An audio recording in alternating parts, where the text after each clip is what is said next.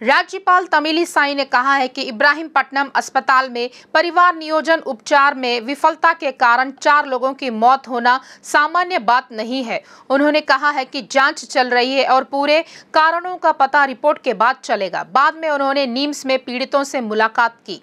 राज्यपाल का कहना है कि पीड़ित निम्स में इलाज से संतुष्ट है। उन्होंने कहा है कि पीड़ित आर्थिक सहायता की मांग कर रहे हैं। तमिलिसाई ने टिप्पणी की है कि इस तरह की घटनाओं को दोहराया नहीं जाना चाहिए। ज्यादा ऑपरेशन करने के लक्ष्य के साथ ऐसा ना करें।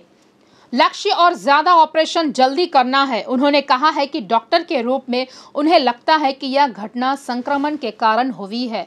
परिवार नियोजन ऑपरेशन अधिक लोगों को आगे लाने के लिए है। राज्यपाल ने इस अवसर पर कहा है कि वह सरकारी अस्पतालों में चिकित्सा सुविधाओं में सुधार के लिए सरकार को पत्र लिखेंगे।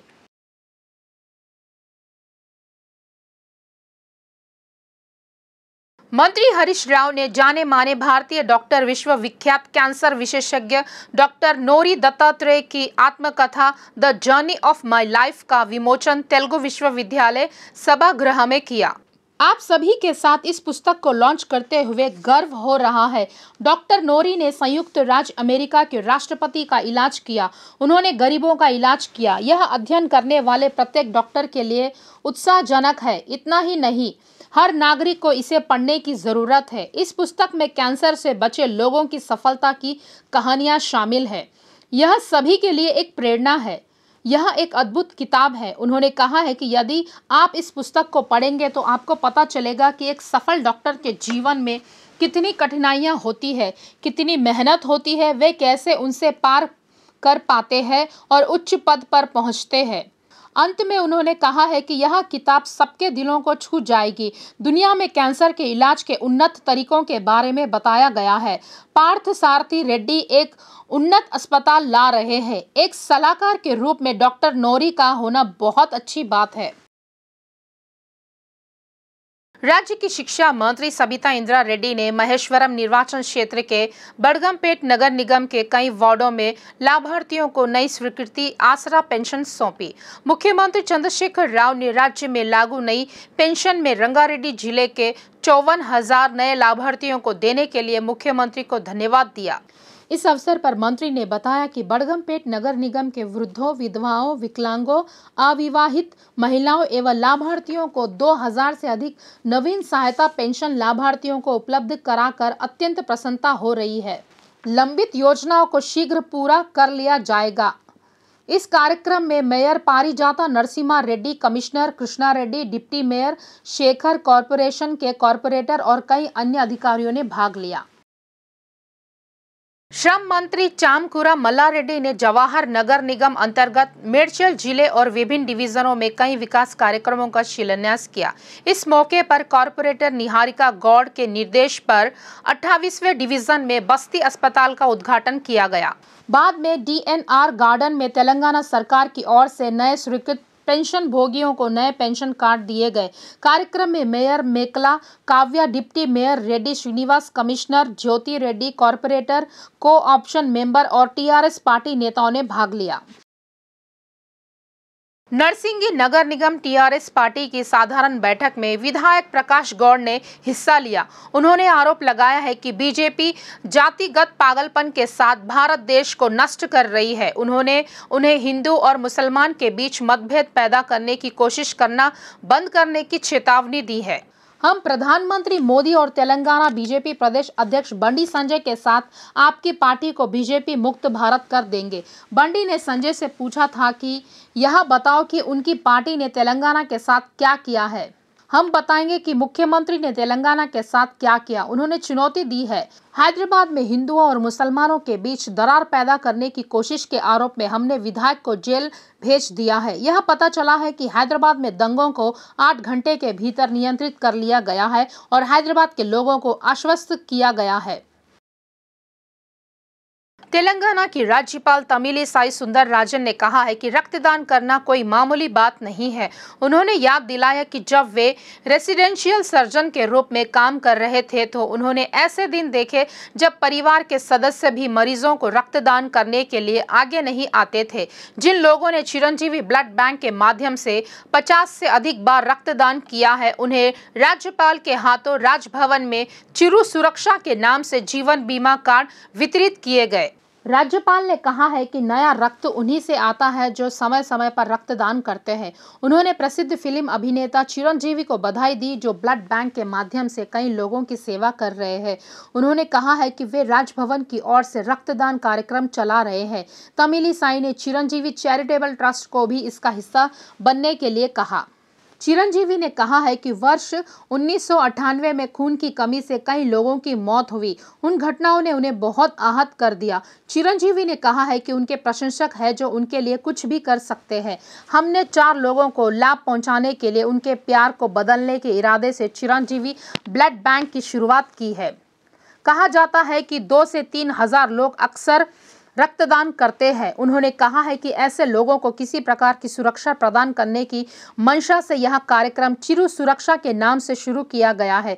उन्होंने कहा है कि तेलुगु राज्यों में रक्त की अनुपलब्धता की समस्या अब बहुत कम है। इस मौके पर चिरंजीवी ने रक्तदाताओं को धन्यवाद किया।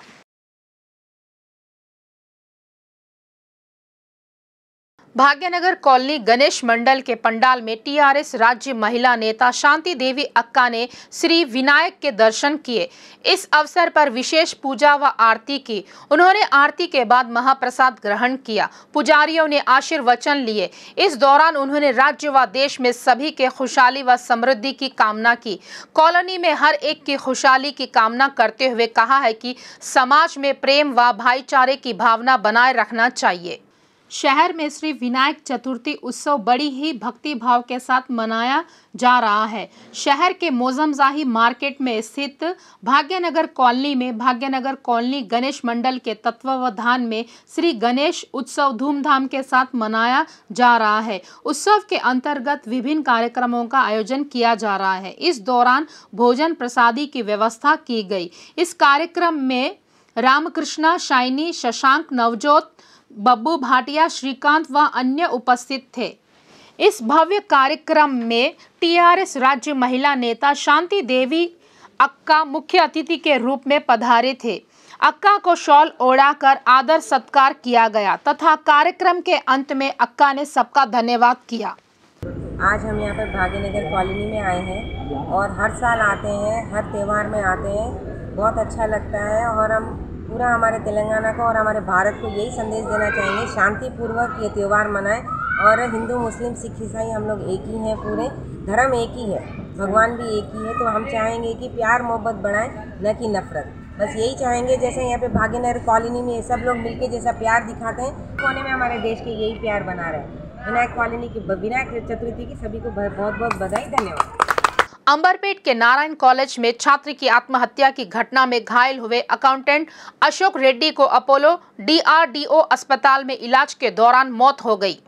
डॉक्टरों ने बताया कि घटना में इलाज करा रहे छात्र संघ नेता संदीप की हालत नाजुक है।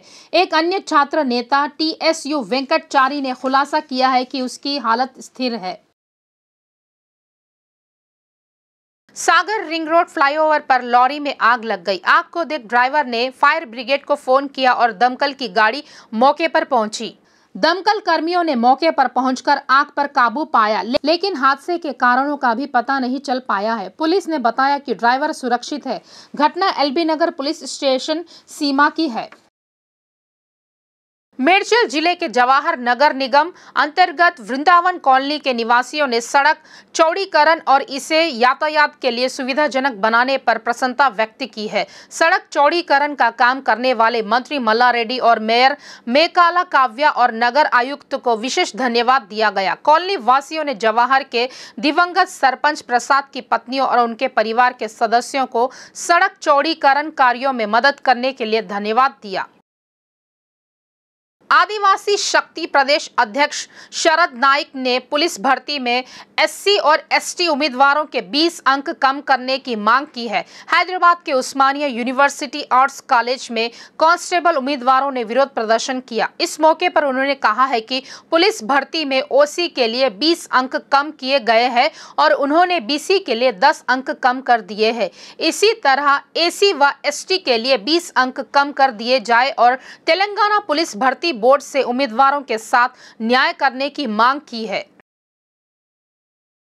हैदराबाद में आसरा सम्मेलन हुआ। उन्होंने कहा है कि उपभोक्ता अदालत के कामकाज में महत्वपूर्ण बदलाव हुए हैं और निर्णय जारी किए जा रहे हैं ताकि पीड़ितों को बिना किसी खर्च के त्वरित न्याय मिल सके। हालांकि अभी भी उपभोक्ताओं के अधिकारों के बारे में लोगों में जागरूकता पैदा करने की जरूरत है और advocates association for social responsibility and awareness इस दिशा में काम कर रही है।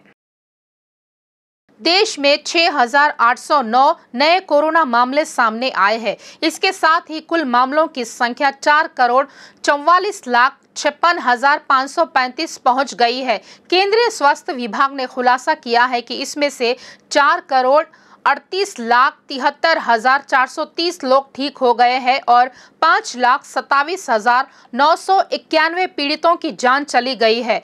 अन्य 55,114 मामले सक्रिय है।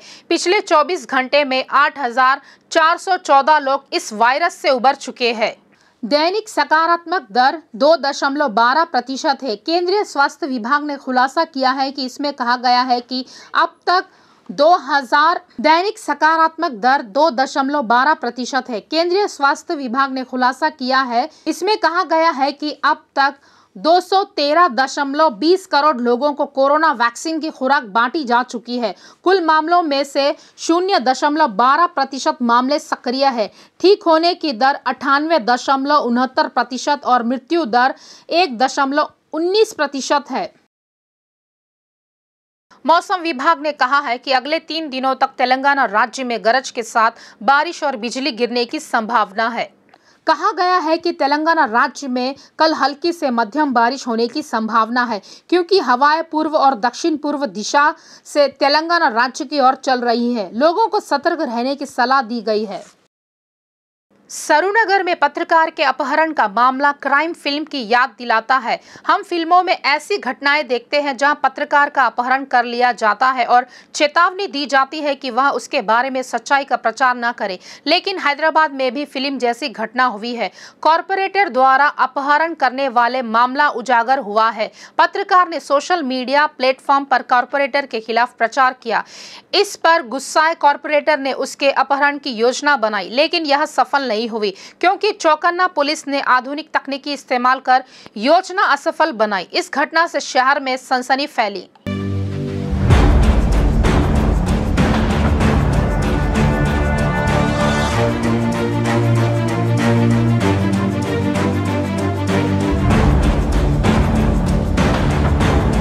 पुलिस ने आखिरकार सरूनगर पुलिस स्टेशन की सीमा में लंका सुब्रमण्यम के अपहरण के मामले का पर्दाफाश कर दिया है। गड्डियानारम के कॉरपोरेटर बद्दम प्रेम महेश्वर रेड्डी मुख्य मास्टरमाइंड थे। सुब्रमण्यम के पिता लंका लक्ष्मीनारायण की शिकायत के बाद पुलिस और एसओटी टीम ने नलगोंडा जिले के चिंतलपल्ली में पीड़ित के 7 आरोपी की पहचान की। अपहृत सुब्रमण्यम को इलाज के लिए उस्मानिया ले जाया गया। आरोपियों को हिरासत में लेकर पूछताछ की जा रही है।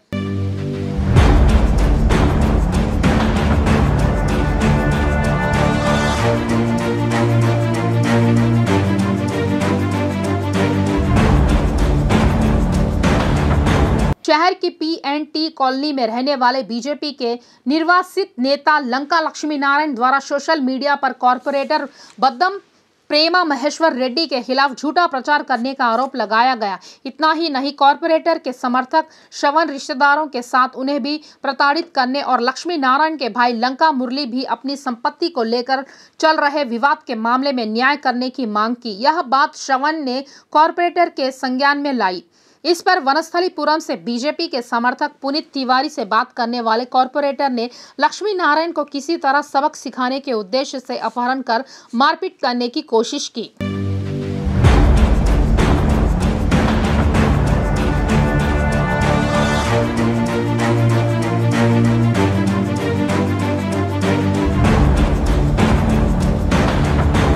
इस योजना में पुनीत तिवारी ने अपने 8 दोस्तों के साथ मिलकर गिरोह बनाया। आधी रात में लंका लक्ष्मी नारायण का अपहरण करने के लिए उनके घर गए।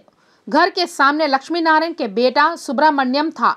पुनीत की टीम 2 कारों में गई और सुब्रमण्यम को कार में बिठा लिया। रास्ते में उसे प्रताड़ित किया और नलगोंडा जिले के चिंतलपल्ली ले जाया गया और वहां की पहाड़ी पर स्थित शिवालय में नरबलि देने की योजना बनाई। इस दौरान पुलिस ने पीड़ित के पिता की शिकायत पर मामला दर्ज कर सेलफोन सिग्नल के आधार पर उसकी शिनाख्त कर ली। जब आरोपियों को हिरासत में लेकर पूछताछ की गई तो साफ हो गया कि उन्होंने कॉर्पोरेटर के निर्देश पर अपहरण को अंजाम दिया है। उनके द्वारा दी गई जानकारी के अनुसार कॉर्पोरेटर बद्दम प्रेमा महेश्वर रेड्डी को गिरफ्तार कर लिया गया।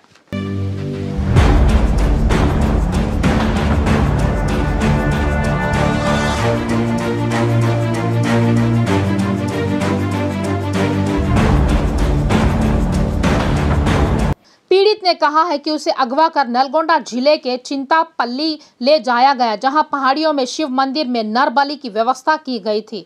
एलबी नगर एसओटी पुलिस समय पर मौके पर पहुंची और मुझे बचा लिया। पीड़िता ने कहा है कि इस पूरे मामले में मुख्य मास्टरमाइंड गड्डियानारम डिवीजन के बीजेपी कॉर्पोरेटर बद्दम प्रेमा महेश्वर रेड्डी और पीड़ित के अपने ही चाचा लंका मुरली कृष्णा ने अनुयायी होने की बात कही।